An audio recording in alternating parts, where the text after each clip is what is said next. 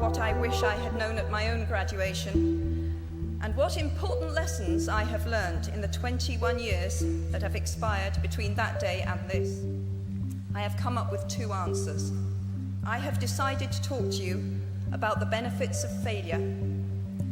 And as you stand on the threshold of what is sometimes called real life, I want to extol the crucial importance of imagination.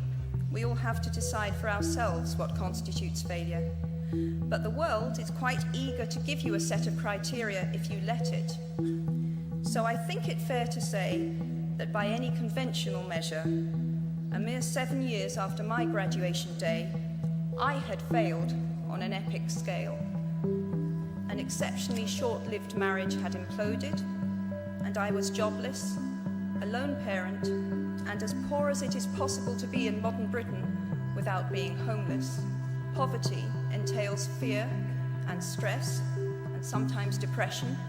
It means 1,000 petty humiliations and hardships. Climbing out of poverty by your own efforts, that is something on which to pride yourself, but poverty itself is romanticized only by fools. The fears that my parents had had for me and that I had had for myself had both come to pass. And by every usual standard, I was the biggest failure I knew. Now, I'm not going to stand here and tell you that failure is fun. That period of my life was a dark one, and I had no idea that there was going to be what the press has since represented as a kind of fairy tale resolution. I had no idea then how far the tunnel extended, and for a long time, any light at the end of it was a hope rather than a reality. So why do I talk about the benefits of failure? Simply because failure meant a stripping away of the inessential. I stopped pretending to myself that I was anything other than what I was, and began to direct all my energy into finishing the only work that mattered to me. Had I really succeeded at anything else, I might never have found the determination to succeed in the one arena where I believed I truly belonged.